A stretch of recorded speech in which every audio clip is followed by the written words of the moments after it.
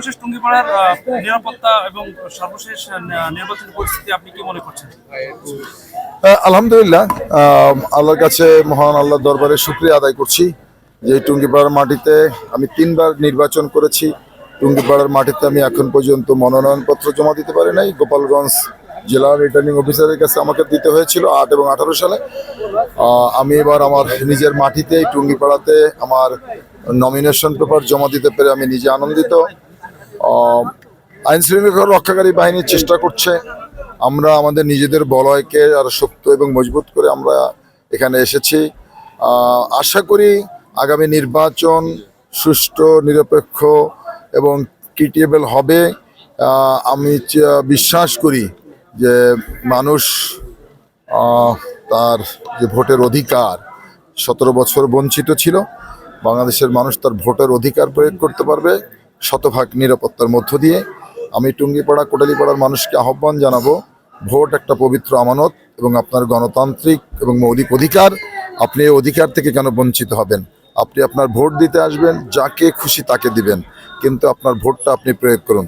কারণ আমাদের সংবিধান স্বীকৃতি দিয়েছে রাষ্ট্রের মালিক জনগণ, আর রাষ্ট্রের মালিক জনগণ তখনই হয় 5 বছর পরে তার একটি ভোট তার পছন্দ মতো ব্যক্তিকে প্রয়োগ করার মধ্য দিয়ে।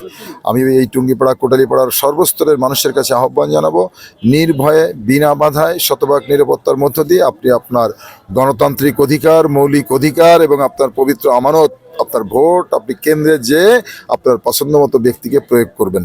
ধন্যবাদ। ভাই, আমার একটা প্রশ্ন আছে ভাই। আমার নাম রাকিব চৌধুরী, আমি নবধারায় কাজ করি। প্রশ্ন হচ্ছে যে আপনি নির্বাচিত হলে প্রথম 100 দিনে আপনার কোনো নিজস্ব কোনো টার্গেট আছে কিনা টুঙ্গিপাড়া এবং কোটালীপাড়া? দেখেন, আমি একটা দলের প্রতিনিধি হিসাবে এখানে মনোনয়নপত্র জমা দিয়েছি। আমার দল বাংলাদেশের জাতীয়তাবাদী দল, বাংলাদেশের একটি জনপ্রিয় বৃহৎ রাজনৈতিক দল। ইতিমধ্যে আপনারা দেখেছেন বাংলাদেশের রাষ্ট্র মেরামতের 31 দফা একটি প্রস্তাবনা প্রণয়ন করেছে জাতির সামনে। আমরা বিশ্বাস করি এই 31 দফা যদি আমরা বাস্তবায়ন করতে পারি, আগামীর বাংলাদেশ হবে তারেক রহমানের নেতৃত্বে একটি বৈষম্যহীন গণতান্ত্রিক বাংলাদেশ। আমরা বিশ্বাস করি আমরা যদি সবাই এই টুঙ্গিপাড়া কোটালীপাড়ার মানুষ, সব এই টুঙ্গিপাড়া হচ্ছে এলাকার সব মানুষের টুঙ্গিপাড়া, আমি তাদের খাদেম থাকতে চাই। আর আমি বিশ্বাস করি আপনারা যারা মিডিয়ার কর্তারা রয়েছেন, আপনারা যদি সহযোগিতা করেন এই অঞ্চলের সকল মানুষকে সাথে নিয়ে একটি সাম্য, মানবিক এবং মাদক মুক্ত টুঙ্গিপাড়া কোটালীপাড়া গড়ে তোলারই আমার প্রত্যয়।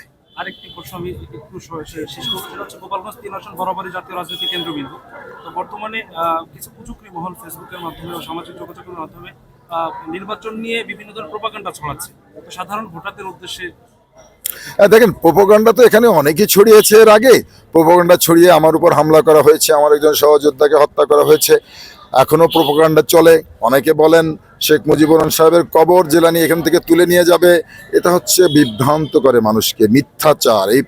এইভাবে মিথ্যাচার জনগণের মধ্যে ছড়ায়। উনি জাতীয় নেতা, উনি ঘুমিয়ে আছেন, ওনাকে শ্রদ্ধা করি, সম্মান করি। ওনার বা আমি কেন, কেউ যদি এ ধরনের হীন মানসিকতা নিয়ে এই ধরনের কাজ করার ইচ্ছা পোষণ করে, আমরাই প্রতিহত করব এলাকার জনগণ হিসেবে।